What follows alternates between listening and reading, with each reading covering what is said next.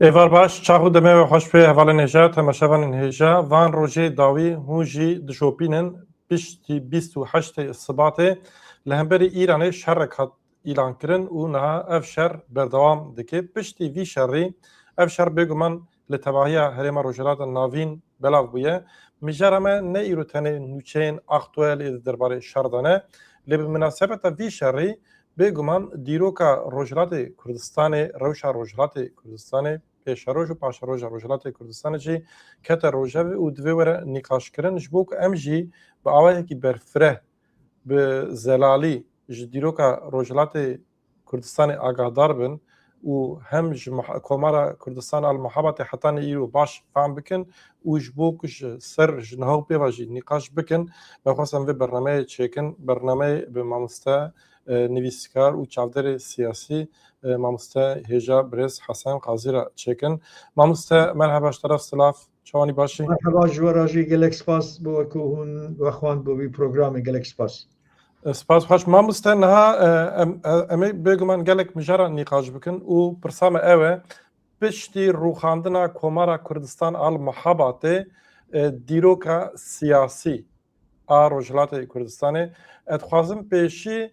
pirsek giştî ji we bikim, yani pişt bêguman mijara vê bernamê ne dîroka komara Kurdistan al Mehabatê ye, piştî rûxandinê li Rojhilatê Kurdistanê dîroka siyasî hetanî sala 1970 û niha wek beşekê ez dixwazim em nîqaş bikin. Heftê û niha çima ji ber ku wê demê şoreşa İslamî pêk hat û piştî vî jî encamê hetanî qonaxê demê dawî û ji niha pêva jî rewşa niha Tifaka Kurdî nîqaş bikin. Bêguman ev pirsê min di navberê de hebin, lê pirsa sereke ev e. Lê berê ku em dest pê bikin, ez dixwazim wêneyekî bînim ser ekranê ku ev wêneya em hemî dizanin, hemî Kurd dinasin û li vê derê pêşengên damezrênerên komara Kurdistan al Mehabatê Şehîd Qazî Muhemed û hevalê wî li wê derê ne, dixwazî hinekî behsa vî wêneyê bike ji ber ku li pêş wêne jî deyî ciyê kesekê heye, valayiyekê heye. Ez dixwazim derbarê wî tenekî baxivî piştre ez ê pirsa xwe esasî bikim. Fermo. Bele gelek spas. Di rastî de ew wêne î roja 22 Çileyê salê 1946 e, yanî roja elankirinê Komarê Kurdistanê ku li meydanekî li bajarê Mehabat bi navê Çarçira ew mesela hatiye elankirin di vê roja de û di vê roja de çendîn kes, yanî çendîn kes li serkirdeyên Kurd û serokê eşîret û xelkê bajar û ewane her yeke deng kirine, qise kirine û tarî xwe pêşkêş kirine. Di nav wan de kesekî bi nêwî rehmetî Behadurî, yanî yek li serok eşîretên Herkî Zêrobegê Behadurî ke deng kiriye, li gotinê xwe de di vî meclisê de yanî ew valahiyê ku di navberê resmê merhûm Mela Mustafayê Barzanî û Melaya Sidqî ku li milê rastê wî ye di walahiyê ke de dibînîn. Li vê derê Şêh Ebdullahî Geylanî kurê Şêh Ebdulqadir bûye li vê derê westiyaye ku wextê ku bêjin Zêrobeg deng kiriye, hinek li ser têkeliyên wî bi hikûmetê Îran û wan re deng kiriye ku ew bûye hoy narahetiyê Şêh Ebdullah û ew meclis terekandiye. Diyare piştî wî li cem aliyê çepê Mela Mustafa ew melana ew kesê din jî Seyyid Ebdulezîzî Şemzînî ke kurê Şêh Ebdullahî Efendiye, yani Doktor Ezîzî Şemzînî piştre. Doktor Ezîzî Şemzînî jî yek ji wan kesa bûye ke qise kiriye û divê qesedana xwe de bersivê bêjin Zêrobeg de ye. Ew resme yanî ta ew cegayê ku dê gotin ew walahî li vî meselê ew yek ji resmên herî girîng e ku sebaret bi Rojhilat yanî elankirina Komarê Kurdistanê de cêmaye. Bele, yani ev resma ev wêneya ji xwe sembola îlankirina Komara Kurdistan al Mehabatê. Bele. Başa spas me mesela ji bo van agahiye can niha ez dixwazim em ser pirsa xwe ya derbarê vê mijarê de bêguman wek min destpêkê got dîroka Komarê cuda ye. Komar çawa hat damezrandin, kîjan şerd û merca de berdewam kir, çawa hat rûxandin, ev mijara me nîne. Hecekê belkî demê pêş ta merve serê nîqaş bike, lê ji xwe berê we gelek bernameyê xwe li Stêrk TV dema Roj TV de ji we bas kirî. Mamose piştî rûxandina Komarê û hetanî 1970 û niha bêguman pêvaziyek dirêj e û pirsek pir berfireh jî li navberê de pirsê dijî we bikim. Ez dixwazim wisa bi xalên girîng gav bi gav bê ku gotineva jî bibirim û ji me re bas bikim. Fermo. Gelek spasî dikim diyare min çendîn خاڵ دەوردانویسیە یەکێک شەنە سەروانە بەحەز دەکەم لە پێشدا بە کورتی بێژم پشتی کۆمار هات ڕووخاندن دراستیدا تو لە ناوچەیە ڕۆژهەڵاتی کوردستانێ و بە عالی بە تایبەتی لە عالی مکریان و ئەوە تو ڕەتفعلێک ئەم نبینین یعنی ڕەتفعلێک بۆ پرۆتستۆکردن بۆ شێوە دەوەختێکیدا و دەوەی وەختیدا چوارچەوەی ئیرانێدا ئەو ئیمکانی بێژین پرۆتست و شتێولۆ هەبووە لە دەرەوەی کوردستانێ تەنێ دێگوتن و لە باژارێکی لۆرستانێ لەوێ جارێک پرۆتستۆ هاتیەکردن ئەوە عالیەکە عالیەکی دن ئەوەیە کە ئێستا دۆکمنت دەستی مەدا هەیە کو نێزی هەفتە ینی تەلەگرام و داوخوازی و ئەوانە لە عالیە کوردارە یعنی ئەو کوردێک و بە کۆماری ڕانەبوونە یا تەنانەت ئەوێ کە لە کۆمارێژی دابوونە ژڕایداری ئیرانە ڕاهاتیە شاندن و ژەوان خواستنێک و قازی محەممەد و سەرکردەیە کۆمارێک گەرەک بێن دارداکردن و بێن ئەدامکردن و ئەوانە تەنانەت شەهادەتێک هەیە دەبێژن کە هەژمارێک ژوە و سەرکردە و کەسی عشیرەتی کە چوونە تەهران وانە کە ویستون بچنە جەمشا دیپلۆماتێکی ئیرانی کەسێکی ئیرانی ژوان ڕاگوتیە کە هون چوونە جەمشا بێژن و گەرەک بەنسبەتی ئەو سەرکردەیە کورتکوات نەگرتنێت دەزیندانەدانە ئەوانە هەنێکی نەرم ببن و فلان بەڵام یەک ژوان بە کەسێک بە ناوی شێخ عەبدوڕەحیمی شەمسی بورهان ڕەحنە کردیە گوتیەنا ئەوانە خیانەت لە وڵاتکردن و گەرەک بێن ئەعدامکردن ئەوە دێ وی معنەیە ئەو مۆتیڤاسیۆن چ بووە مامۆستا ببوورە ئەو مۆتیڤاسیۆنەوان کەسێک مۆتیڤاسیۆنەوان دەکارێت چەند شت بێ یەک دەکارێت ترس بێ ینی وەختێک و وەکو دێ باسکردن ئەوە بووە کە چەند کەسێکی مەمورکردە لە عالی عسکری ئیرانڕ ینی فەرماندەی عسکری ئێرانڕ کو نامە نامەیەک نویساندنە و لەژێر نامە ماڵ بە ماڵ یا شاندنە جەم کەسێک و بێژین پۆزیسیۆنێکی وان هەبووە موقعێتێکی وان هەبووە کو ئەو نامە بێ ئیمزاکردن چ ئەو کەسی کو ئەمزایە ینی ئیمزاکردن بۆە کە قازی وانە بێنە دارتەکردن ئەوە دەکارێت لەبەر ترس بێ عالیەکی لەبەر ترس بێ و لە عالیەکی ڕا لە گۆردیتنی من و کەسێکی لەسەر مەسلێ من لێگەڕین کردەوەوانە دراستیدا قەلزبوون و لاوازبوونە هەستێ نەتەوەیی ئەزوو لە دەبین و نەتیجەی وی پر ینی نەتیجەی وی کۆمارێ عالیە پۆزیتیڤ و نگاتیڤی دیارە هەیە عالیە نگاتیڤی بەوی معنایە کە بۆ ماوەیەکی کورت دراستیدا ئەو هەستێ بێژین ئینسانی و فلان لە منطقەی کوردستانە دراستیدا کەم کپ کردە لێ بەراوژیە ئازەربایجانێک و دەبێژن لە ئازەربایجاندا قەتڵعامێکی مەزن کرد هاتیەکردن لە کوردستانی لەبەر ئەوەکو ڕێبەرایەتی کوردی موقعیەتی خۆ زانینە و زانینە کورد هەمبەرێ وی مەسئلێدا ینی سۆڤێت چوویە پشگرتی نادا فلان ئەوانە مقاومە نەکردن زیاتر خزمەت دەکات بە پاراستنی کۆمەڵانی خەڵکی کورد یعنی مینە ئازەربایجانە نەکردنە ئەگە لە ئازەربایجانە دەبێژن ینی تا 20,000 کەس دەبێژن کە هاتیە کوشتن لە کوردستانی ئەو نەبووە وەختێک کە سەرانی کورد گرتنە و 28 کەسێوان لە زیندانەدا محکەمەکردنەوە ئەوانە ینی هەژمارێک کەسێک لە کوردستانی هاتنە داداکردن یا تیرەبارڕێنکردن زێدە نینە یعنی ئەو مەسئلەیە دەخوازم بەوی شکلی بێژم ئێستا بینە سەر مەسئلە ئەوەکو پشتی ڕوخانی کۆماری چاوە دیسا حرەکەت سیاسی دەست پێکردە عالی دراستیدا ئەوە دووسێ عالیەکە بەشێک ئەوەیە و هەنێک جوان کوردێن و لە زمانی کۆماری کوردستانێدا بۆ خوێندنێ بۆ پەروەردە شاندەبوون ئازەربایجانی سۆسیالیستی لە ئازەربایجانی سۆسیالیستی دیارە پشتی چوونی مەلا مستفای بارزانی و ئەوانە حکوومەتی ئازەربایجانی ویستیە کە سەرکردایەتی حیزبی دموکراتی کوردستان لەوێ زیندی بکەن سەرکردایەتی حیزبی دموکراتی کوردستان لە سۆڤێتی لەبەر ئەوە ئیدارە و ئەو تشتانە ژوان ڕاچێکردن مەسئلەی ئیمکانی ئەوە هەبوو کە رادیۆ هەبێ سەرکردایەتیەک هاتی هەڵبژاردن ئەوانە بەڵام پشتی ئەوە کولی ساڵی 1948 مەلا مستەفا و ینی گروپێک کوردی باشوور بوونە بەوی ڕابوونە ئەوانە کە دەزانی هەژماری وان نزیکی 500 کەس بووە وانەش کە شاندنە ئۆزبەکستانێ دیارە ئەو چالاکی تەنێ لەسەر شان و ستۆی دووسێ کوردی ڕۆژهەڵاتی مایە کو دەوێ وەختێدا کارکردنە هەم رادیۆدا بەشێکی رادیۆیەکی فێقەی دموکراتی ئازەربایجان هەیبووە لە سۆڤێتێ دەوێدا بەرنامەی کوردی هەبووە بە ناوی رادیۆ کۆمەڵ کو لە ڕۆژهەڵاتی کوردستانی بەتایبەتی لە منطقەی موکریان چونکو ئەو رادیۆی ڕە بە شێوەیەکی نهێنی و ینی بە شارتی دەهات بڵاوکردن و جێوان نەدەزانین ژێرا دەگوتن رادیۆ دزە و خەڵک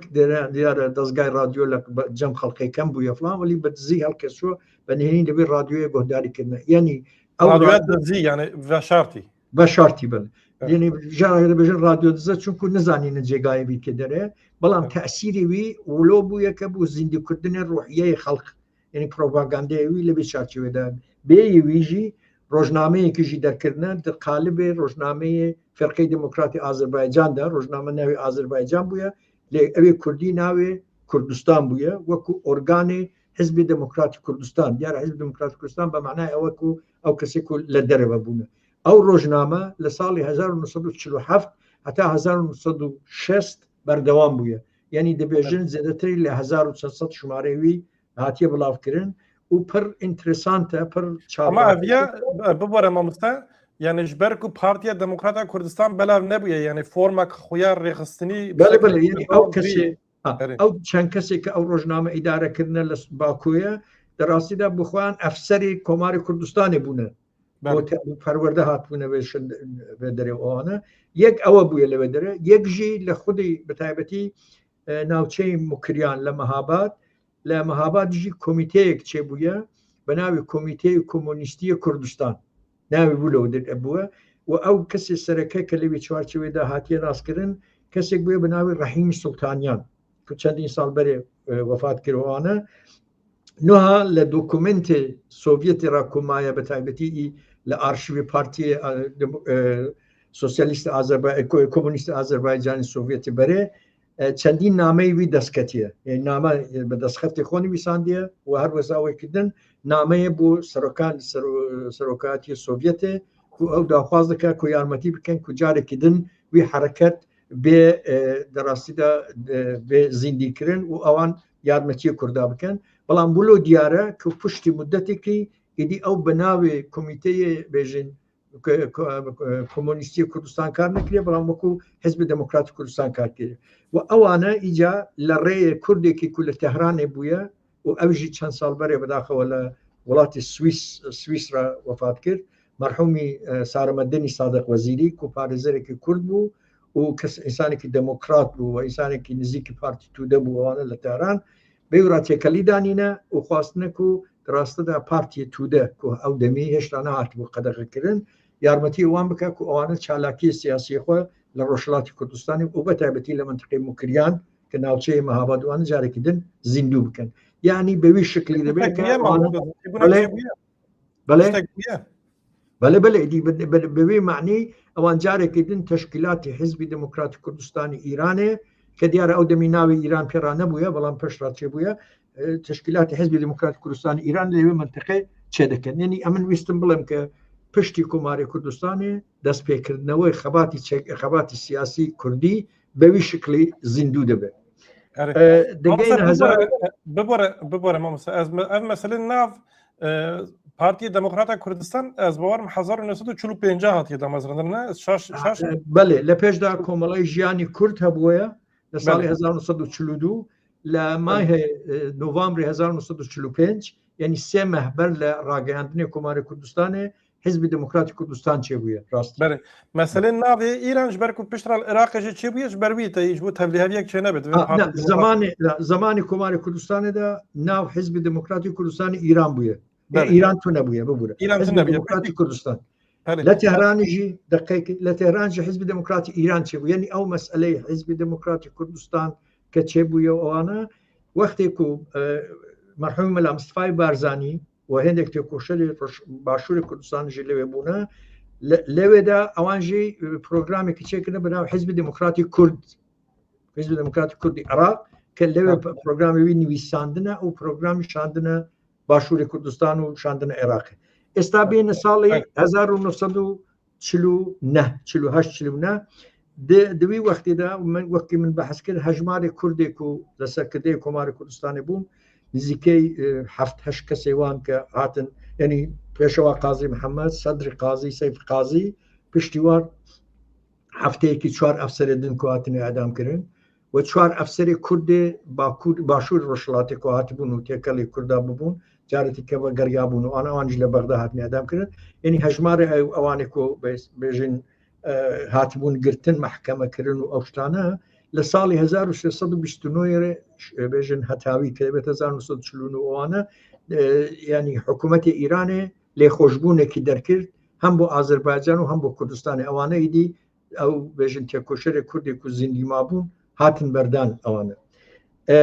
دەبێ وەختێدا یعنی پشتی هەڵبەشانی کۆماری کوردستانی لە ئیرانێ چالاکی سیاسیە مەسەلەن پارتیەک و پۆتک و پارتی توودە بەردەوام بوو هەبوو هەتاکو 1649 لە زانکۆی تاران لە شای ئیرانێ تەقا هاتکردن شا دیارە کەمێکی زامدار بوو بریندار بوو بەڵام نهات کوشتن لە قاتڵدا هەموو وەختێدا هات کوشتن هەر لەوی جێدا لەسەروی مەسئلێ وانە حزبی توودە پارتی توودە ینی پارتی کۆمۆنیست یا پارتی چەپی ئیرانێ متهمکردن بەواکو ئەو پارتیە دەوێت دەستی هەبووە لەبەر ئەوە ئەو مەسئلە ئەلانکردن کە ئەو پارتیە قانونی نییە لەبەر ئەوە حزبی توودە پرۆڤاکسیۆن بوو یاش بۆ براسێکی توودەی سەکرد باوەڕ دەکەی هەتاکو ئێستاژی بەتەواوی بەلی نەبووە کە گەلۆ ئەوە پرۆڤاکاسیۆن بوو یا گەلۆ حزبی توودە ئەوە کردیا نەکردە هێشتا بەلی نییە هەتا ئێستاژی یەنیدە و سەنەد و قسەی کە دەکردن بەڵام ئەوە بوو بە سەبەب کە ئەو لەباری عەلەنیەتی وێ حزبی چونکو حزبی توودە ڕاستە لە ئالی فکری و ئیدئۆلۆژیک و ئەوانە گرێدایی سۆڤیەتی و سیاسەتی سۆڤیەتی بوو بەڵام لە ئالی پڕ کۆنسپتی مەسئلەی دموکراتیک مەسئلەی بیر و باوەڕی ئازاد فکر ئەو شتانە دەڕاستیدا ئەو بخۆرە ئانیە ئیرانێ یعنی ئەو ئانیە کۆمەڵا ئیرانێ و لەسەر مەسئلەژی تەئسیر کرد جا پشتی کۆماری کوردستانی ئەو فکری حزبی توودە دەڕاستیدا تەئسیری خۆشی لە کوردستانەدا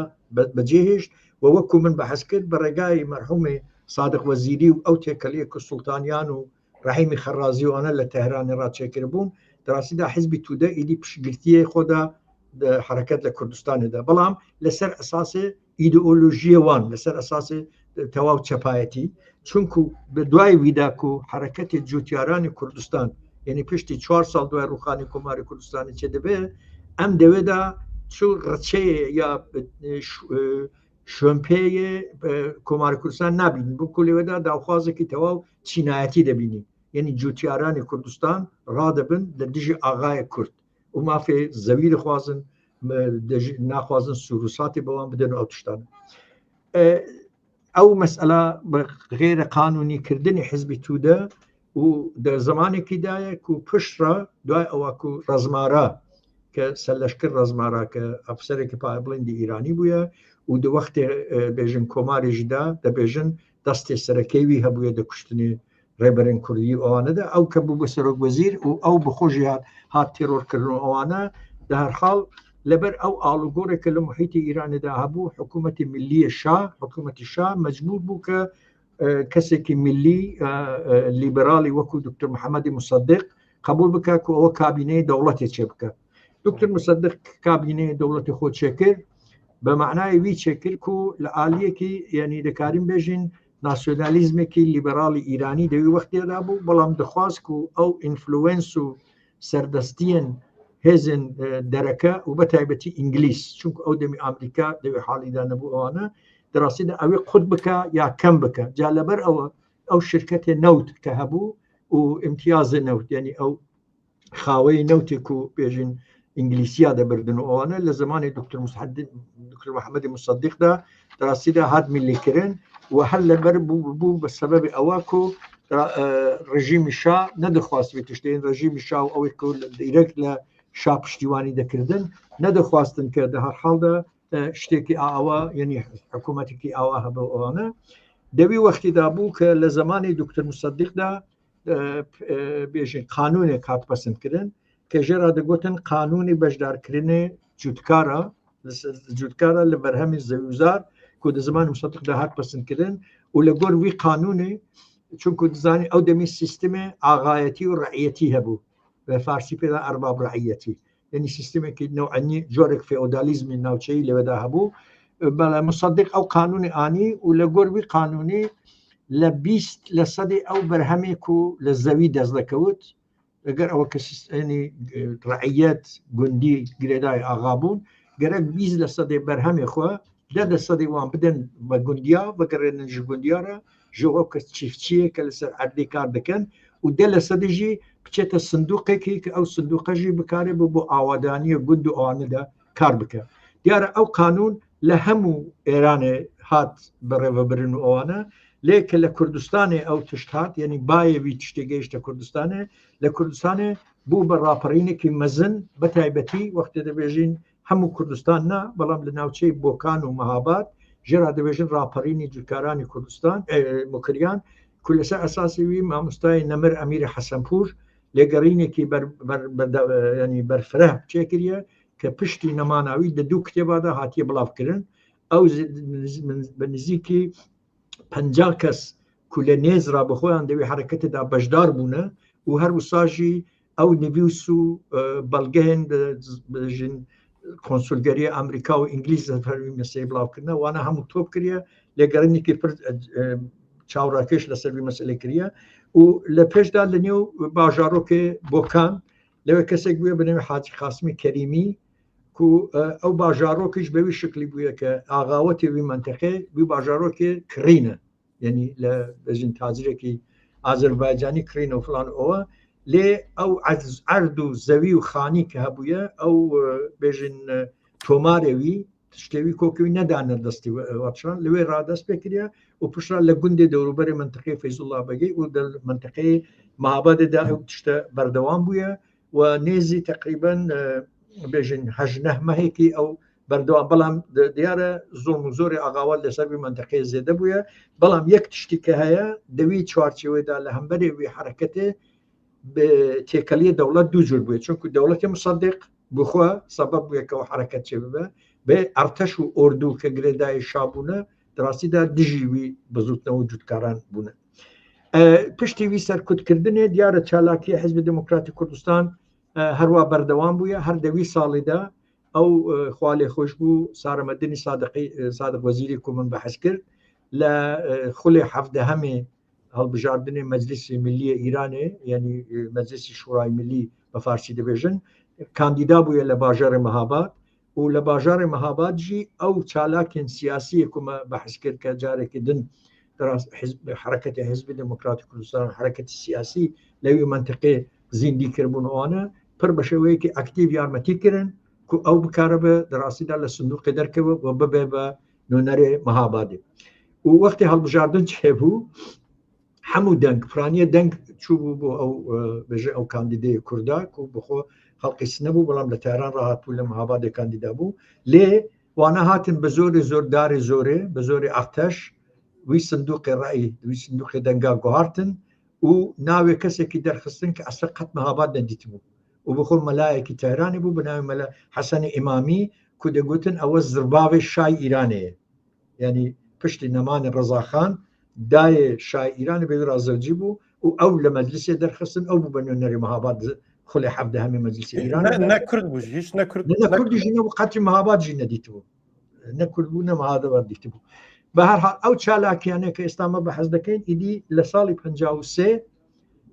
کودتاکردن دژی مصدق و پشتی ئەوەی کە لە مصدق کودتاکردن دیارە خۆ ئەوە تەسیری خۆ باندۆری خۆشی لە مەهابادێژێک لە مەهاباد و ناوچەی مکریان و ئەوانەدا هێشت و یەک تشتیژی کە هەیە کە دەو ڕۆژی وەختی دەزانین کە بەرێک کودتا ببە یعنی ئەو دەربە چێ ببە شا مەجبور بوو ڕەویا ئیرانی جێهێشت و چوویە بەغدایە بەرێ پشتا لێ ڕاچوویە ئیتالیا و جارێکی دم بە یارمەتی ئینگلیز و ئەمریکا دیارە بەگەڕیا هاتەوە سەر حکمێ لێ ئەو دووسێ ڕۆژی کە شا لێوێدانە بوو پڕ گرنگ بوو کە میتینگ مەزارۆت بوو کەمێکی دێبیرا من کو لە باژێرێ مەسەلەن خەڵکە تۆپ بوون و مناقەشە دەکردن بەێ هێمن شعری مەشهوری هێمن هەیە بڕۆ ئەی شاهی خائین بەغدانی وەی ڕێت بێ ئەو شعیر بۆوی هاتیر ئەو وەختیە کە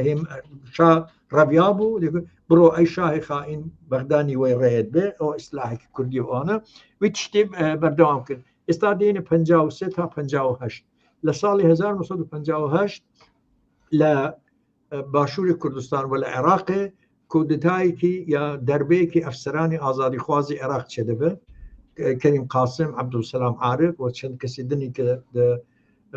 بێژن بەوان ڕاهاوکاری دەکردن و دەوی زمانیدا پارتی کۆمۆنیستی عێراق دەراستیدا مەزنترین پارتیە چەپێ لە ڕۆژهەڵاتی ناویندا بووە دەوی وەختیدا و ئەوانژی پڕ یارمەتیە عەبدولکەریم قاسم کردن یەک تشتی کە گرنگ بوو دەوی شۆڕشەدا ئەویژی ئەوە بوو کە بۆ جاری یەکەم وانا قبول کردن کە عێراق دەراستیدا لە دوو ملەتی کورد و عەرەب پێک هاتیە ويعني داوخازي يعني مسألة كردي بشكل قبول كردن ولسال 1959 زمینه ئەوە چێکردن و مەرحوم مەلا مستەفای بارزانی و ئەو کوردێک و کەڕاچوو بوون نە سۆڤێتێ ئەوانیژی بەڕسمی وەگەڕن عێراقی دیارە مەلا مستەفا ئەوانە هاتنە میسرێ لە پێشدا ئیبراهیم ئەحمەد و چەند کەسێدن لە سەریانین پارتی دموکراتی کورد چوونە پێشوازیە وانە و ئەوێ دنجی بە کەشتیەکی هاتنە بەسرە ئەو کوردێ دنێکە لە سۆڤێتی ڕابوون ئەوانە و لە سەریدا وەختی 58 یا 59 بوو 58 کۆتا چێ بوو یعنی دەربەچێ بوو ئەوان تقریبان 59 وەگەریان و دیارە دەزانین کە دەوێ مدەتدا پارتی کۆمۆنیست زۆر بێژن چالاک بوو پارتی کۆمۆنیستی عێراقوانە ئەوە تەسیری خۆشی لە ڕۆژهەڵاتی کوردستانیژی کرد بوو و دەزانین کە دەناوبەری ئەو 53 و 50 لە ساڵی 59 دیسا گرتنێکی پڕ مەزن چێ بوو دەبینی چالاکن سیاسی لە ڕۆژهەڵاتی کوردستانەدا نزی 250 کەس هاتن گرتن و لەوانە سێ کەس بە سەرکردەیەن حیزب دموکراتی کوردستان وەکو غەنی بلوریان عەزیز یوسفی ڕەحمەتی شەریعەتی ئەو سێ کەسە و ئیسماعیل قاسملو ئەوانە هاتن حکمی ئەعدامی واندان بەڵام دوایە بەهەرحاڵ لەبەر ئەو وەزعە لە کوردستانی عێراق هات بوو گواردن مەجبورمان کە ئەو حکومە بشکێنن یعنی ئەوان نهاتن ئەعدامکردن لە حاڵێکدا لە هەمان وەختیدا تێکۆشەرن ئازەربایجانیژی هاتبوو نەگرتن بەڵام ئەوانە 5 کەسێوان تیرەباران کردن بەڵام ئی کووردا نەکاری بوون لەبەر مەسئلەیەکە و ئەو دەورێکە کورد هەیبوو لە عێراق و لە باشووری کوردستانێ لە هەمان دەمیژیدا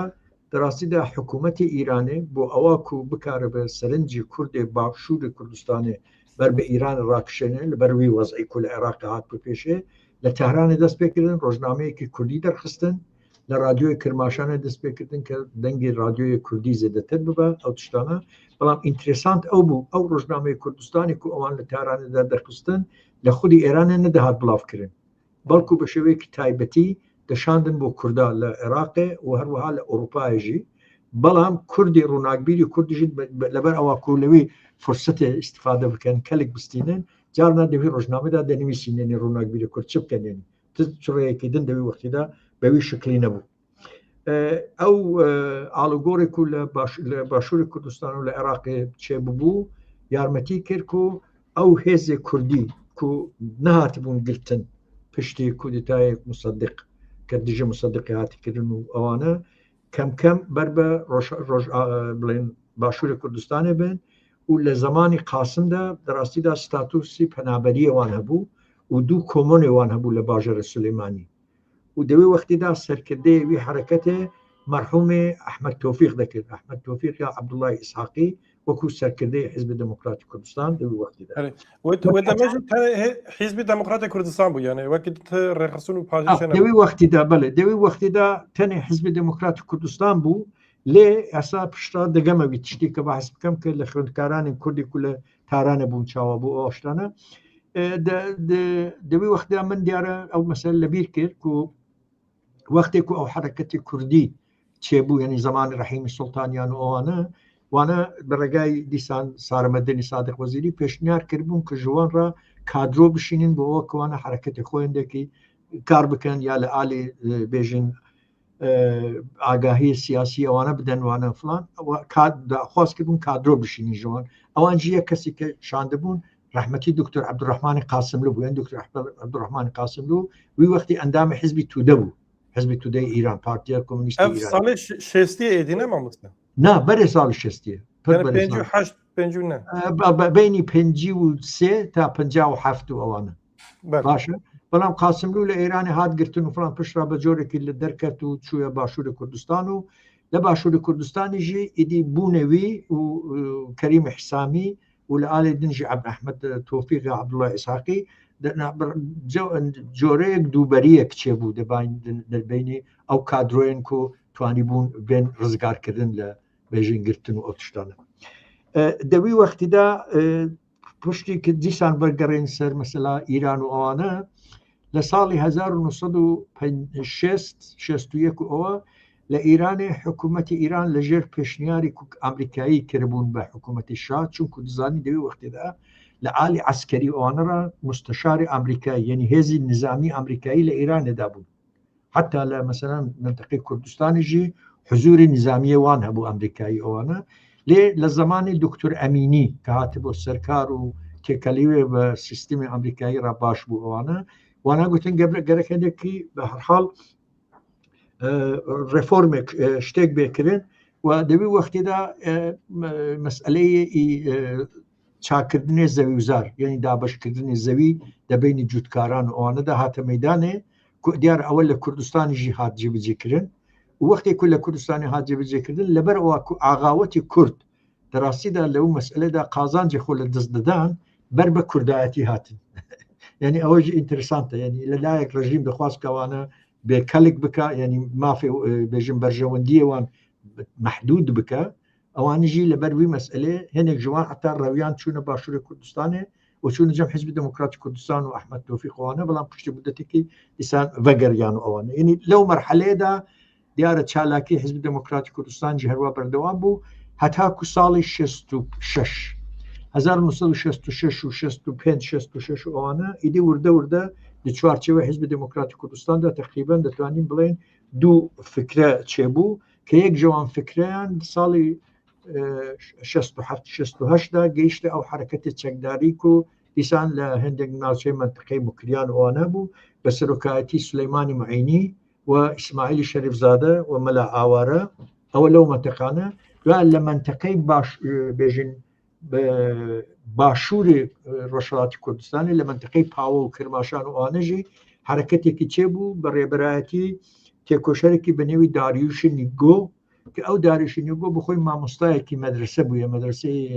ئۆقۆڵ یعنی لە مەدرسەی گوندا و هاتیە لەگەڵ چەند تێکۆشەری کوردی لە منطقەی هەورامی منطقەی پاوە ئەوانە تێکەلی دانیە ئەوانەژی ویستنە تەنانەت بە هێندێک ئەفسەری ناو هێزی ئیرانیدا تێکەلی ئەوان هەبووە ویستنە بە شێوەیەک لە شێوەکان دە ڕۆژێکی معەندا ئەوانە چالاکێکی مەزن دژێ نظامی و ئەفسەری ئیرانە چێ بکەن و فلان بەڵام دەناوانەدا دیارە ئینسانی خائین و ئێترافچی شتیوە هەبووە بەرێک و بەرێک و ئەکسیۆنی خۆ چێ بکەن فلان ئەوانە بەداخەوە دێن گرتن و پشتی پرسێک من هەیە بەلکی ببوورم گوتناتە قوت کرد بەلکی تداوام بکی لێ تکاری کورتاسی باسا ئەو فکرێت جودا یعنی ئەساس ئستا دێمە بێ مەسلێ ئەوە داریشینی بوو تەواو بکەم بێری ئەوانە و بێژین تەواو ببێنی بتوانن ئەکسیۆنێکی بکردەوە ئەمەلی چێ بکەن 5 کەسیوان دێگرتن و ئەو داخەوە ئەوانە هاتن تێرەبارانکردن و کوشتن ئەو مەسلێ بۆیم بەحث کرد بۆیە بێژم کو لە عین حاڵدا کە ئەو دوو حرەکەتە یعنی حرەکەتی کو لە منطقەی موکریان هەبووە ساڵی 67 بە سەرۆکایەتی سولەیمانی معینی مەلا ئاوارە ئیسماعیلی شەریفزادە حەمەدەمین سراجی ئەوانە لەژێر ناوی کۆمیتەی شۆڕژگەری حیزبی دموکراتی کوردستان و ئەو حرەکەتی داریوشی نیگۆوانە لە منطقەی پاوە هیچ ئەم سەنەدێک شتێک نابینین کە دەبان دەناوبەرێوانەدا تێکەلیەکە بوو بن یعنی بە شێوەیەکی سپۆنتان لە هەردوو ئالی ئەو حرەکەتە چێ بووە ئەوەی کە دەگەڕێتەوە سا حیزبی دموکراتی کوردستان ئاوا بوو کە لەبەر ئەوەی ئەو پەنابەرێ یا ئەو کوردین ڕۆژهەڵاتی کە لە باشوور بوون و لە ئالێکی دنجی تێکەلیە سەرۆکایەتی حرەکەتی کورد لە باشووری کوردستانی لەگەڵ حکوومەتی ئیرانێ پڕ نزیک بوو لەگەڵ حکوومەتی شا بە شێوەی ڕسمی خواست بوو کوهون گەرەک پێشی ئەو کوردی ڕۆژهەڵاتی ڕۆژ کوردی ئیرانی لەوێ دەرێ بگرن کەوانە هیچ شتێکی نەکەن دژی حکوومەتی مرکزی لە ئیرانی چونکو ئەو سنوورانە دەزانی کە سنوور هەمیشە لە ناو کوردادا بە سنووری دەستکرد مەشهورن یعنی کورد هیچ کوردێکی سیاسیە یعنی وەکو ئیندیوید نەکەوەی کە بەرپرسیاتی سیاسیە بە قبول ناکە یعنی سنوور مثلا پرسمامێک لەوە ئەویدن لەوی عالیە مثلا لە منطقەی هەورامان جۆ گەلەیەک هەیە جۆبارێک هەیە ئەو لا ڕۆژهەڵاتی کوردستان بێژن باشووری کوردستان بە هەر حاڵ دەبێ وەختیدا حکوومەتی ئیرانێ ئەو زەختە کردە سەر ڕێبەرایەتی بارزانی و ڕێبەرایەتی بارزانیژی یا لەبەر پاراستنێ دەستکەوتێ خۆیان هەرچی ئەو زەختە کردە سەر ڕۆژهەڵاتی کوردستانی یعنی گوتن جوانڕە کە هون گەرەک لە منطقەی سنوور دەرکەون دوورکەون و گەرەک دژی حکوومەتی ئێرانی شتێکی نەکەن بەشێکی زێدە لە حیزبی دموکراتی کوردستان ئەو تشتی قبول کردن یەک جوانە مەسەلەن ڕێبەرایەتی ئەحمەد توفیق دیار ئەحمەد توفیقیش بۆ ماوەی کورد ئەویش بارزانی ترۆ کرد مەجبور بوو چوو بوو بە پەنابەری حکوومەتی عێراق و لە بەغدا بوو بەڵام ئیدی ئیسماعیلی شەریفزادە و مەلا ئاوارە و قادر شەریف و ئەوانە بەگەریان لە ڕۆژهەڵاتی کوردستانی ئەو حرەکەتی بەردەوام کردن. پشتی بەرێک و حرەکەتە بەحەز بکەین دەبێ هەندێکیژی بەحسی تێکەلیە خوێندکارên کورد بکەین لە ڕۆژهەڵاتی کوردستانی. من بەحەز کرد و بە هاتنێ دکتۆر ئەمینی عەلی ئەمینی کە نزیکی ئامریکایی بوو و ئەو ڕێفۆرمێ زەوی و زارکە چێبوو ئەوانە لە مەسئلە زانکۆیان ئیران و ئەوانە ئاتمۆسفێرێک هەبوو بۆ ئەوە ڕۆناگبیری کورد بێژن خوێندوانی کورد بکارم کاری سیاسی بکەن و دەو ناوەدا ئەو لە زانکۆی تاران بە تایبەتی ئەو خوێندکارێک و هەر هەبوون خۆ ئۆرگانیزەکردن و شتێکی چێکردن بە نێوی ڕێکخراوێ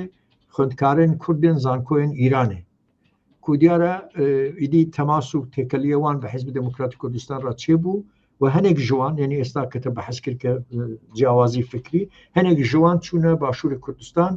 و وەکو نوێنەرێوی ڕێخستنێ و لە باشووری کوردستان کە تەڤلی حیزبی دموکرات بوون پشت چاوچەوەی حیزبی دموکرات را بە دەڕاستیدا بەوان را ینی فکرێکی دن چێبوو یەک ژوان کەسێک بوو کە ئێستاژی بەخۆشیەوە زیندیە بەڵام نەخۆشە بەداخەوە کاک سەلاحەدینی موحتەدی برای مەزنی کاک عەبدوڵڵای موحتەدیە و سەرۆکێ کۆمەڵەی شۆڕژگەری زەحمەتکێشی کوردستان ئیرانەیە و ئەو کاک سەلاحی موحتەدی و کاک محەممەدی ئەلخانی زادە کە وەفات کردی ئێستا وانە شتێکی چێکردن بە ناوی پارتی ڕزگاری کوردستان یعنی دەو مەرحەلەیەدا دەکارین بێژین نێن جیاوازی فکریکە وان پارتی ڕزگاری کوردستان ساڵ مامۆستا بەر ئەویش ساڵی 1966 ئەو یعنی بەرێ حرەکەتی ئیسماعیل شەریفزادە ئەوانە بەڵام ئەو دیارە ئەو مەسئلەیە بە هیچ شوێ نەگەیشت ینی نەگەیشتە ئەوە کوکار بێ بێژین خۆ داسپێنی وەکو حرەکەتێکی پڕ شتە سیاسی بەڵام بە هەر حاڵ زەمینەی ئەوەکو زەمینەی جیاوازی فکری لە کۆمەڵی کوردیتا بێ شکلی پێکات یەک مەسئلەژی بێژم ئەو کوردنی کو ئەس دەبێژم زیێدەتر منتەقەیەکی جوغرافیایی معەن بەحەز دەکات ینی بەحسی کرماشان و سنە و ئەوانە کەمتر تێدا تەبیعەتەن لەو منتەقانەش مەسەلەن فەرز کە بێژین لە باژەڕی سنە بە شێوەی ئەو دەمی مەسەلەن بە شێوەی غێرە عەلەنیژی بێ مثلا حیزبێکە بووە بە نێوی حیزبی سەعادەتی میلی کە مەسەلەن پشتیوانی کردە لە ئەو حرەکەتی جوودکاران لە کوردستان ئەوەی کوم بەرێ بەحث کرد دوای تێکچوونی بێژین حرەکەتی 67 دیارە خەڵکێکی پڕ زێدە لە جەڵدیان ئەوانە هاتین گرتن و زۆڵم و شکنجەیەکی زۆر لەوانە هاتکردن و دیارە ئەو پێشمەرگەیە و شەڕ دەکردن دژی حکوومەتی ئیرانیژی چونکو پشتی جەبهەی وانتونە بوو زۆر جارە مەجبور دەبوو نەدەکارن ینی لە داخلی ئیرانەدا بان دەخواستن ئەوانە خەڵکی ئۆرگانیزە بکەن ئەوانە بەڵام ئەگە چوبانە وەگەر یابانە باشووری کوردستانێژی لە عالی پێشمەرگەی بارزانانی را دەڕاستیدا داهاتین گرتن ئەوانە هەژمارێکی وان و بە تایبەتی مەسەلە سلەیمانی معینی دیوار کوردێکی تزانە کو بە زیندوی دانە ئیرانێ و حکوومەتی ئیرانێ ینی ببوورە سلەیمانی معینی لە شەهیدکردن لە باشووری کوردستان و جەنازەی وان دانە حکوومەتی ئیرانێ حکوومەتی ئیرانیژی نەکاری بوو لە باژارە مەهاباد نەوێرا لە باژارە مەهاباد بگەڕینە لێ مەسەلەن لە باژارێکی وەکو پیرانشەر وی لەسەر نەردوبانی دانینەوەوان بۆی خەڵکی بێ بترسێنەوەوان پشتی وی مەسئلانە ئیدی لە ڕێوی ببووە مامۆستا دخوازم بۆ تەماشەفەنێمەیە بەلکی باش ناز نەکەن کوڕێ وی سیابەند موینیشی دەمەکەی هەفسەرۆکە پەژاکە بوو بابی ویژی حەمەدەمینی معینیژی یەک ژێ وەزیرێن کۆماری کوردستانی بووە وەزیرێ ناوخۆ بووە لە کۆماری کوردستانی ئێستا بینە ساڵی 68 و 69 ئەوانە ئیدی بردەوردە بە هەرحاڵ دوای ئەو تێکچوونی و حرەکەتە لە باشووری لە ڕۆژهەڵاتی کوردستان و حرەکەتی تێکچوونی حرەکەتی داریوشینی گۆوان لە منتەقەی هەورامانە ئەوانە لە پاوەوانە ئیدی وردەوردە دەگەینە ئەو وەزعی کە زەمینەی ڕوخانی ڕژیمی شا لە ئێرانێ دەڕاستیدا چ دەکە دەڕاستیدا ئەو دوی وەختیدا ئەوەی کۆپڕ بە هێز بوون ئەوانە خۆ وردەوردە مەسئلەی خۆمەینی وانش دەزانین کە خۆمەینی مەجبورکردن ئێرانێ بەجێ بێڵێ بچێتە عێراق و فلان ئەوە و مەسئلەی دوایە ئەو پارەی نەفت کە زێدە بوو و حکوومەتی شایەنی بشێویەکی دناوهندرێ ڕژیم و سیستمی شایدا پێکاتوانە وردەوردە لە ساڵین 1970 و ئەوانە را ئیدی دەڕاستیدا لەبەر ئەوەکو حرەکەتی سپۆنتانە یەکجار زێدە بوو و خەڵک پرۆتێستۆ دەکردن و ئەوانە دەرهەرحاڵ تەسیراتی ئەو پرۆتێست و خەڵق و بەتایبەتیژی باڵێ بێژن ئیسلامی وەکو خۆمەینی و ئەوانەک و لە کاسێتە دەنگی بڵاو دەکردن و ئەوە دەچۆ مزگەوتان و ئیمکانی ئەوە هەبوو کە خەڵکی بەسیج بکەن خەڵکی سەفەربەر بکەن لە هەندێک جامی و ئانەرە ئیدی وردە زەمینەی ڕوخانی ڕژیمی شا بەو شێوەیە پێکات و تەبیعەتەن دۆستی ڕژیمی شاشی پشتیوی بەردان یعنی ئەمپریالیزمی ئەمریکا بە تایبەتی چونکو دەزانین لەباری عسکەری ئەوانە پرجارە مشاورەتی دەدان ڕاوێژکاری دەکردن بەوان ڕەوانە ئیدی پشتی بەردان و لە کۆنفرانسی گوادالۆپ کە لە گوادالۆپ بوو نوێنەرێن ئەمریکا و ئینگلیس و فەڕەنسا وانە هەموو بەشداریکردن لەوێ ئەوان دەڕاستیدا زمانی کارتر ڕئیس جمهوری ئەمریکا بوو نیشانی یعنی چرای سەوز بۆ نیشاندان و گەرەک ڕژیم بێ گواردن و بوو کە ژەنەراڵێکی ئەمریکایی هاتە ئیرانێ بە ئەرتەشی ئیران را دانیشت و لەگەڵ ئەرتەشی ئیرانی ژیرا یعنی کە ئاخوی و ئەوانە بەوی نەتیجەی گەیشتن کە گەرەک ئەرتەش بێئالەیە خۆ نیشان بدە و بەهەرحاڵ زەمینە خۆش بکە بۆ ئەو ئالتێرناتیڤێکە لە ئاینگری خومینی را هەبوو دەوی وەختیدا دەڕاستیدا هێزن چەپ و هێزن دموکراتیک و ئەوانە بخۆیان توش بوون ینی بخۆیان ئامادەیی ئەویان هەبوو کو شت بکەنێنی کو بێژین بە تەواوی پشتگیری بکەن لە ڕوخانی ڕژەمی شاه یعنی گۆهی خۆ نەدەن ئەوە کە کی ئالتەرناتیڤ چییە و ئەوە هەڵەیەکی پرمەزن بوو لە حرکەتی ئیرانیدا یعنی هێزی چەپ هەموو تەنانەت لە کوردستان ئەوانە دەبی وەختیدا چوونە پێش گوتن با ڕژیمی شابێ ڕوخاندن ئیدی هەر کەس بەجێویدێ بابێ ئەوەنە ئەوە دەگەیت ئەوە کۆ لە ساڵی 1970 ئیدی شا مەجبوور بوو ئیران بەجێ بێڵێ لە پێشدا چوو میسرێ دوای چۆ پانەما تەنانەت ئەمریکا ڕێگای نەدان کە بۆ مەعالەجە ئەوانە ژی لەوێدا ببینی ئەوانە و دیارە سێ-چار ماه لە ساڵ 1970 سێ-چار ماه پێش ڕوخانی ڕژیمی شا سەرۆکایەتی حیزبی دموکراتی کوردستانی ئیرانی و لە عێراق و لە ئەوروپا بوون وانە وەگەریان بۆ ئیرانێ و دەود زمانیدا دیارە کۆمەڵی زەحمەتکێشانی کۆمەڵی شۆڕژگەری زەحمەتکێشان کوردستانی ئیرانجی نەک بە ناوی خۆ بەڵام نێو خوێندکار و بە تایبەتی خوێندکارانی زانکۆ مثلەن لە شاری وەکو تاران و تەورێز و ئیسفەهان و شاری ئەوانە چالاکیان دەبوو ئەوانجی وردەوردە دەخواستن خۆ ئۆرگانیزە بکەن دوای حیزب دموکراتی کوردستان دەڕاستیدا ئیدی مەسەڵ خودی نەمر عەبدوڕەحمان قاسملو لە نۆڤامبری 1970 یعنی سێ-چار ماه بەری ڕوخانی ڕژیمی شا بەگەریا ئیرانی و ئەوانە و بە هەرحاڵ لە ساڵی 1970 ئەو شۆڕشی ئیران چە بوو شۆڕشێکی گەلی بوو هەموو تێدا بەشدار بوون و ئەوە بووە هۆی ڕوخانی ڕژیمی شاهنشاهی بله باشە مامۆستا بڤی ئەوەی بەشە یەکێ یعنی پشتی ڕوخاندنا کۆمارە کوردستان مەحابەت یعنی 46 حتانی هەفتەی و نها دە پڕ خۆش ئەشکەرە بدەتای باس کرد بەوی مزێدە نەقەس گوتنێتە ببڕم جا بەرنامە نها وای هەمە بۆژی 43 دقیقە دەربەزوو نەگوام 45 دقیقە چێ بکن لێ نهاکو ئەم قوتژی بکن ئێدم بێلش بەرنامەیەک ڕژی ئەو چێت بە ئەگەرتە نەوەستیە بێ ئەم دەوام بکن اینجا پشتی بێژی ئەم نیقاش بکن یعنی ji bo ku mijar hev qut nebe yani piştî şoreşa heftê û niha yani bi vê awayan biçin belkî baza 20 deqîdin jî wextê me em dikarin بله em li xizmet de mez nawestim her heta ewsa em devam bikin mamosta em devam bikin em bêlin bernameyek din qut dibe bele keran piştî şoreşa heftê û niha wek şoreşa gel وەگوت پێک هات لە پشترا قارکتەرەوێ هاتکارن کێم زەدا ئەبژی تێ زانین لە ji بۆ ڕۆژهڵات و کووردا هەنێکی ئەم دوێ ئەوێدا یەک تشتی کە ئەو بەڕاستیدا دەکارین بێژین ڕێبازێ وی شۆڕشێک گوهارد ئەو بوو کو ئەو دەوروبەری ئایەتوڵا خومەینی و کەسی بێوی ڕاکار دەکردنەوەوانە بەحسێوی کردن و لەسەر قانونێکی ئەساسی کە نویسی بوون لەسەر ئەساسیوی ئەوان ڕێفراندۆمێک یعنی هەموو پرسیەک لە گەل بکەن و ئەوانە و لەبەر ئەوە کودەوێدا ئەو مەسلەی ئیسلام و ئەوانە هێنانە گۆڕێ یعنی کاراکتەری جمهوریەتێ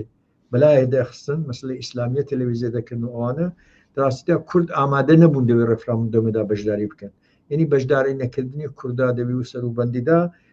دەکارێ بێژین کە یەکەم نیشانەی ئەوە بوو کە کورد لە دەستکەوتەکانی ئەو شۆڕشە کە بەوی شکلی هاتیەکردن ناڕازینە لە ئەوە یعنی یەک لە ئەساسی مەسئلەیە بەوی شکلی و دوای ئەوەژی ئیدی کورد وەکو زۆر ناوچەی دین مەسەلا خود لە خودی ئێرانێ لە خودی مەسەلا مرکزی مەزنی ئێرانێ وەکو بێژین مەسەلا شاری وەکو ئیسفەهان و تاران و فلان ئەوانە کە ئەوانە دەست پێکردن کە ئەوە ئێستا شتێک دێ دەڵێ بۆی ئەنێرژی سەرف بکەین نەزم پاوریز ئاف شتێکی وادنووس بەردەوام بم بەردەوام کە نزانم شتێک نبینیتە لەسەر ئێکرانە نبینم ئۆکەی باش ئەس بەردەوام دەبم جا لەبەر ئەوس مەسەلە ئەگەر ئەنەرژی بخەدە جێ و تلێ وڵام دەمیشە ئێستا ئەنێرژی دەقەدە بەڵام ئێستا چوو ئێستا با بەردەوام بم بەردەوام بڵێ دەبێژێ کۆ بڵێ یعنی ئەو مەسەلا ئەوڵ جێرەکە لە هەموو باژێڕێدنیژی دراستیدا خەڵک چەکێ ڕژیمی ئیران و عشکر و ئەوانە خستبوونە دەستی خۆ ینی لە هەر جێ بەسەرجا لە کوردستانیژی لە زۆر جێگایان بە تایبەتی لە مەهاباد و ئەوانە خۆ خەڵکی کورد توانیان ئەو ئەسلحەی کورد سەرڕادخانەی چەک و ئەوانەی ڕژیمدا هەیە ئیدی بخەنە دەستی خۆ ئەو وردە وردە ئەوە چوو داوام کە مامەسە دیبێنێت هەیە بەڵ وردە وردە ئیدی ئەوانە خستن دەستی خۆ و دەڕاستیدا دەست پێکردن و لەباری سیاسیژی ڕاکار بکەن و هەیئەتێکی ئیبێژین نوێنەراتی گەلێ کورد چێ بوو بۆ ئەوەی کە مفاوەزە بکە لەگەڵ حکوومەتی مرکزی لەسەر داخوازێ دموکراسی بۆ ئێران و خودمختاری بۆ کوردستانی ئێران کە دیارە داوای سەرەکەی حزبی دموکرات بوو بەڵام هێزێ دنیژی تێدا بەشدار بوو حکوومەتی مرکزی چەندین دەلێگاسیۆن شان بۆ کوردستانێ ئەو دەلێگاسیۆنە دەگوتن ئەم حاضرن دەگەڵ حزب دموکرات دانیشن دەگەڵ حزب دموکرات مفاوەزە بکەن بەڵام ئەم ئامادە نینەکە و دەگەڵ بێژن هێزە دندانیشن و ئەوانە جا لەبەر ئەوە لەو تشتێ لەو مفاوەزاتی کو دەگەڵ ئەتێنێ نەرایەتی گەلێک کورد هاتکردن دەڕاستیدا تشتێکی دەرنەکرد پشتڕا بەرێک و دەڕاستیدا شارێن باژار لە باژارێن ئێرانێژی وەکو باژارە کوردستانی وەکو باژارێکی ئێرانیژی کۆمیتا چێبوون کۆمیتەی ناوچەی کۆمیتەی محلی بۆ ئیدارەکردنی کاروبار ئەوانە و لە مەهابادیژی ئەوە بوو کە کۆمیتەیەکی چێ بوو کە بۆی باژار ئیدارە بکە پێدەگوتن شورای شار کە دەوێتە مامۆستاش عێزەدین حوسێنی کە شخصیەتێکی مەذهبی عین حاڵدا زۆر پێشکەوتو و پێشکەوتن خواز بوو لەوێ مەسئلەدا بەشدار بوو لە سنە کۆمیتەیەکی دیکە چێ بوو دیارە لە سنە لە پێشدا مشکلە چێ بوو چونکو مەرحومی ئەحمەدی موفتیزادە و بێژین شخصێتێکی ئیسلامی و ئەوانە بوو لە عین حاڵدا و بەحسی ئەوەی داخوازی کووردا دەکرد بەڵام نەدەخواست دەگەڵ ئەو کوردە دنێک و سێکولارن و ئەوانە هەردوو بگرەوەەوە جا لەبەر ئەوە لە شاری سنە مشکلە زێدە چێ بوو و پشتی کە هەموو سەرۆکایەتیە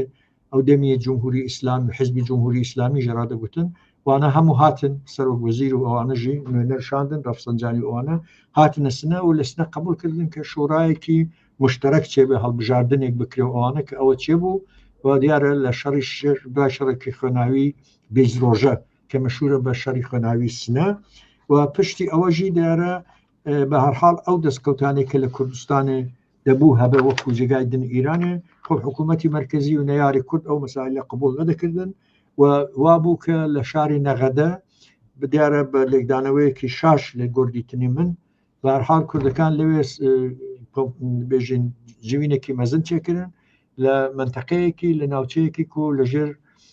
کۆنتترۆلی نزیکی شوێنی ڕوونشتنی ئازەربایجانیا بوو لەوێ منتەقەدا و بە هەرحاڵ لەوێکی شەڕێکی خوێناوی چێبوو کە هەژمارێکی زۆر لە هەردووکلا بە هەرحاڵ هاتن کوشتن کە ئەو مەسئلەی شەڕی نەغەدە تەسیرێکی خراپ هێشت و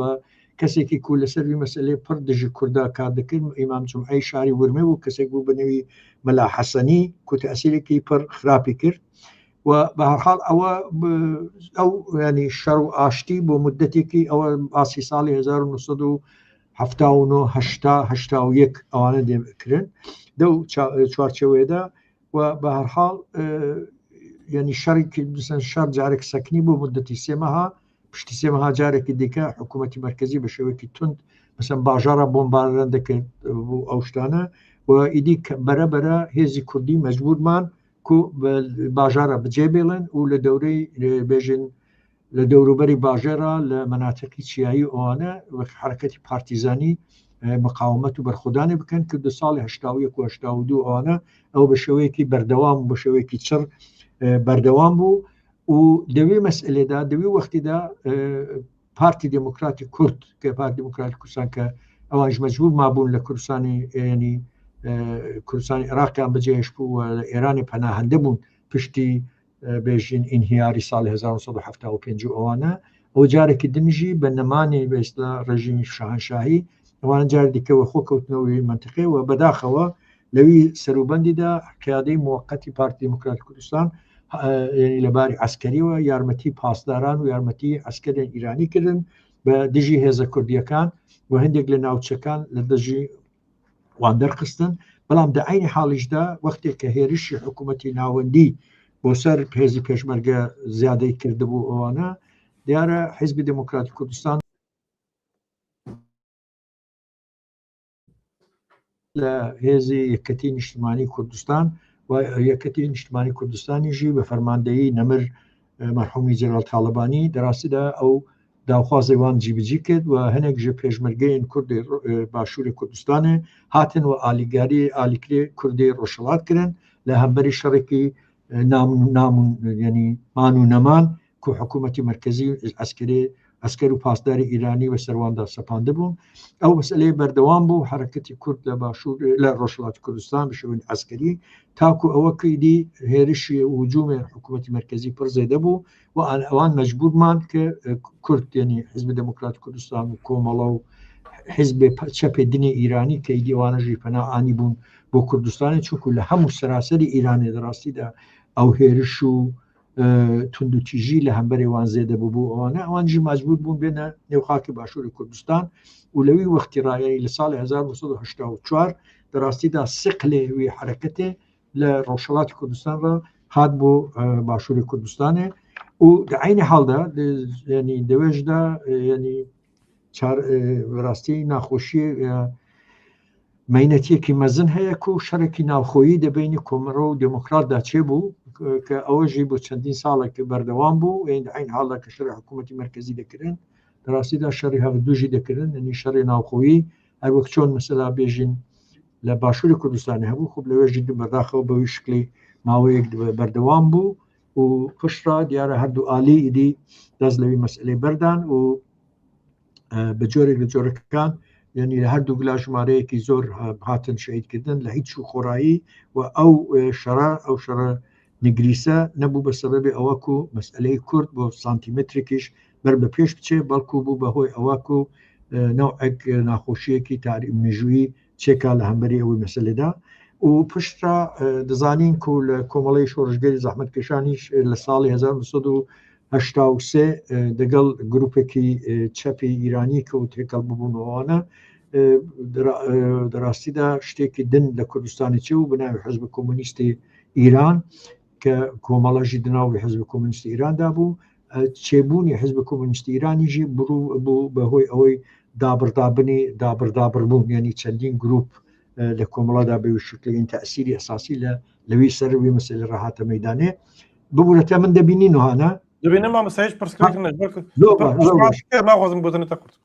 زۆر باش پشتڕا دەینە سەر ئەوەکو لە ئیرانێژی دەڕاستیدا دیسان ئەو ئاڵوگۆرانێک کە بوو هەڵبژاردنێک چێبوو لە ساڵانی بێژین 1999 ئەوانە کابراایەکی لیبرال مەلایەک گەنی مەلایەک هات سەرکار بە نێوی خاتەمی و لە زمانی خاتەمیدا دەروونێک ینی فرسەتێک هەڵەیەک ینی دەرفەتێک چێ بوو کو دەڕاستیشدا بە شێوەیەک لە شێوەکان کورد ینی بە شێوە لە هەموو زانکۆکانی ئێران و ئەوانەدا بە تایبەتیژی لە ئالی ڕۆژنامە و ئەوانە هەندێک ئاڵوگۆڕ هاتە گۆڕێ کە ئەوە یارمەتیکی زێدەی کرد بۆ ئەوە کە و فکری کوردایەتی پێش بکەوێت بە شێوەیەک لە شێوەکان و دیارە ئەوە هاوکاتە دەگەڵ ئەوەی کو لە ساڵی 1995 بۆ یەکەم جار بێژین تەلەڤیزیۆنی مانگیلەی کوردی تەلەڤیزیۆنی مەتیوی دەست پێ دەکا کومەتیویژی لە زۆر ئالیاندا دەڕاستیدا لە ڕۆژهەڵاتی کوردستانê ئەو یانسمای خۆی هەبوو لەبارەی ئەوەی کو بەڕێوەبردن و پێشخستنی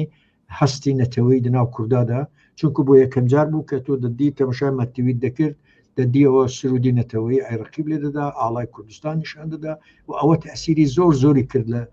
دەڕاستیدا وەگەشاندن و بەرەو پێشبردننی و حرەکەتە و وەکو باسم کرد لە زمانی خاتەمیدا کە هاوکاتە دەگەڵ ئەوە لە زۆرێک لە زانکۆکانی ئیراندا خوێندکارانی کورد دەست پێکردن بە ڕۆژنام دەرکردنی ڕۆژنامە و نویساندن و ئەو شتانە و بۆ ئەوەکو دەڕاستیدا مەسئلەی هویەتی کوردی ناسنامەی کوردی پێشدا برن مەسئلەیەکی دین کە تاثیر کرد ئەویش ئەو بوو کە جیرانی بەڕێز سەرۆک عەبدوڵڵا ئۆجەلان بوو لە ساڵ 1999 کە ئەوە تاثیرێکی زۆری کرد لە زۆر باژارە کوردستان وەک جنابەت و بینەرانی بەرنامەکەش دەزانن خەڵک پرۆتستۆیان کرد زۆر کەس هاتن کوشتن لە باژاری سنە بە تایبەتی و ئەوەش دیارە شتێکی یعنی دەورەیەک یا بێژن پریۆدێکی زۆر گرینگە لە تاریخی ڕۆژهەڵاتی کوردستاندا و ئەیدی دەگەینە ئەو ساڵانەی دواتر ئێستا بەو شێوەیە کە حیزبەکانی ڕۆژهەڵاتی کوردستانی کە لە باشووری کوردستان بوون دیارە دەو زەمانە دەو ماوەیانەدا چەندین جار هێرشیوان هێرش بۆوان هاتکردن مثلا لە ساڵ 96 ئێران بە شێوەیەکی ڕسمی ئەرتەشی خۆشان لە منتقەی کۆیە لەو ناوچانە دەبێنی کە لەوان بخە و ژمارەیەکی زۆر لە تێکۆشەرانی کوردی هەم کۆمەڵە و هەم دموکرات لە ناو خاکی باشووری کوردستان ئەوانەدا دەڕاستیدا هاتن تێرۆرکردن و ئەوە و ئەو ساڵی 2003 کە بە هەرحاڵ ئاڵوگۆڕێکی دیکە لە عێراقی چێ بۆ حکوومەتی بەعزنەما و ئەوانە خۆ وەزعیەتی کوردەکانیش بە شێوەیەکی دیکە هات گواردن و ئەوجار لە چوارچێوەی ئەو دەسەڵاتی کوردی کە لە باشووری کوردستان هەبوو و حیزبی دموکراتی کوردستان و کۆمەڵی شۆڕژگەری زەحمەتکێشان و حیزبەکانی دیکەی ڕۆژهەڵاتی ئەوانە لەوێدا خوب تاڕادەیەک بەجێ بوون بەڵام لە عینی حاڵشدا لەبەر دیارە بەرژەوەند ئەوانی شەمیشە دیارە بەرژەوەندی باشووری کوردستانیان لەبەر چاو بووە بۆ ئەوە کو شتێکی نەکەن کە ئەو بێت سەدەم کە بە دژیوان کاربێتەکردن و ئەوانە ئەمن تقریبان هەتا ئێرە ئیدی هاتم ئێستا ئەگەر بخوازین کە بەحسی وەزئی ئێستا بکەین دەتوانین تێکیش باسی ئێستا بکەین فەرموو. بله gelek spas mamosteta pir xweş bas kir اینجا van çend deqîmeyê mayî jî ser rewşan niha ji ber ku îran û rojhilatê diket qonaxek nû ê berkuda biçe em nizanin lê niha eniyek çêbû yekîtiyek çêbû di navbera 5 partî ya da pêşî piştre bû 6 partî komara jî tevlî bû ji niha pêva ev çima yani çima giring e ji bo ku Kurd rojhilat destkeftiyên mezin bi dest bixin derbarê vê rewşê û ji niha pê de jî fikr û ramanê te kerem kin دیارە یەک تشتی ئەس بێژم ینی ئەم وەکو ئینسان ئەم ئەس بخۆ دژی شەڕم بەڵام ئەو وەزعیکە لە ئێرانی هاتیە مەدانێ دیارە لە دەرەوەی ئیرادەی کوردە لە دەرەوەی ئیرادەی ئیندیڤیدی کوردە و لە دەرەوەی ئیرادەی هێزی سیاسی کوردیشە پێکاتیە جا لەبەر ئەوە ئەو شتێکە لە دەرەوەی ئیرادەیتەوە بەڵام تەأسیر دەکات سەر ژیانێتە جا لۆ مایە کە تۆ دەبێت بەرامبەر بەوە دەڕاستیدا هەڵوێستە هەبێت ئەو مەسئلەی یەکگرتنی ئەو هێزی سیاسی کوردی ئەو شش هێزی سیاسی کوردی دەڕاستیدا ئەوە دەستکاور دەستکەوتێکی زۆر زۆر گەورەیە دەستکەوتێکی مەزنە بۆ وی قۆناغی حرکەتی کوردی بەڵام گرنگ ئەوەیە کە ئەوانە بەژ لە شێوەی پراکتیک و ئەوە ینی تەنێ ئەوە لە سەطحی سوزان ڕۆژنامە و بەیاننامە و داخوایانی ئەواندا نەمێنێ بەرکو لەباری عملی ڕامەسەلەن یەک لە شتی ئەساسی ئەوەیە کە ئەوانە پرگرنگی بدەنە سەر بەکارانینا تشتێخۆ ئەوە دیتنێ شخصی خۆ دەبێژم مثل لەسەر زمانی کوردی داکویانی خۆ لە پێشدا بە کوردی بدەن پشتا بە زمانی دن و بەتایبەتیژی لەبەر ئەوە کو مەسئلەیە کوردی لە ئاستی جیهانیدا لە میدیای جیهانیدا پڕ ئاکتوێلە پڕ گرنگە کە ڕاستیدا وتەبێژێک بەردەفکێکی ڕسمی بە ناوی ئەو هاوپەیمانیە سیاسی هێزن سیاسی ڕۆژهەڵاتی کوردستان یا ئەوە کە کوردستانی ئیران دەڕاستیدا بتوانێت قسە بکە ئەوە ئاوایە بەڵام ئەوەی کە نەتیجێ ئەو شەڕە بەکوێ دەگا بەڕاستیش هەتا ئێستا من تۆ ئانالیزێکی دقیقم نەبیستۆ کە بەربەکێ دەچێت بەڵام یەک تشت ئاشکرایە ئەویش ئەوەیە کە ئەو سیستمی نظامی ویلایەتی فەقیه بە نەمانی سەرۆکەوی یا سەرێ مار ئەو جووری کە دەبێژن ئیمکانی ئەوە کوجارێکی دن لە ئیرانە سەر ڕاکە پڕ زەعیفە و ئەو بژارە جیاوازی کە هەیە خۆ بەشێک دەبێژن ممکنە حکوومەتێکی کەسبێ کە بکارە بە بێژین لەباری نەفت و نەزانم ئەو شتانە دەگەڵ ئەمریکا ڕێکەوێت چونکو مەسئلەی سیاسەتی ئەمریکا لە منتەقەدا جۆرێک نییە کە بتوانێت هەما بێژین درێژ خایم بێ بۆ زیاتر بەرژەوەندی اقتصادی ئەوانەیە بەڵام بۆ مەسئلەی ئیسرائیل دەکاری بڵێن جیاوازیەکە بینی سیاسەتی ئیسرائیل لە هەمبەر مەسئلە دەگەڵ ئەمریکا ئی مەسئلەی ئیسرائیل ئەوانە وەک شتێکی بە ئیسرا هەڕەشەیەکی بۆ سەرمان و نەمانی خۆ دەبینن بەڵام ئیدی لەو مەتودانە بەکاردێنن ئەوە بە هەرحاڵ جێگای تشتە چونکو جێگای مناقشە لەبەرچی لەبەر ئەوە کو ئەم دەزانن قوربانیە سەرەکەی هەموو شەڕێکی ئینسانی سیڤیل و بێتاوانن ئێستا ئەو شەڕی 5 ڕۆژەیە کە بەردەوام بووێنێ لە 28 مای ڕاتە ئێستا کە هاتیە دەبینین کە لە منتەقەی لە ناوچەی کوردستان لە بێژن ڕۆژهڵاتی کوردستان ئەو وێنی هێرشی هەوایی چڕ دەڕاستیدا لەسەر ئەو پێگەی عسکەریە حکوومەتی مرکزیە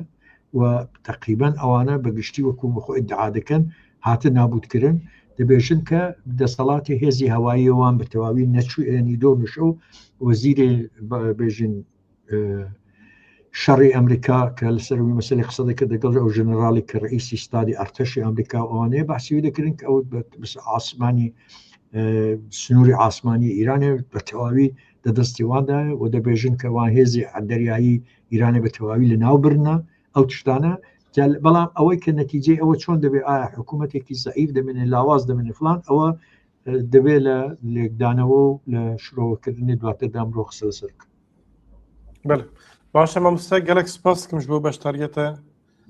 سپاس بۆ ئەوەژی هەوڵ ئامەد زۆر مەمنونم کە ئەو وەختە وەقەتان کە ئەس دەگەڵ بۆ بەشداری بکەم و هەندێک دیتنی خۆ بێژم زۆر سپاس ئەمژی گەلێک مەمنون بوو مامۆستا و هێویدارم دەمێ پێشتا ئەم دیسا هەبرا نیقاش بکەن وان مژارە و ئەم هێویدارن کە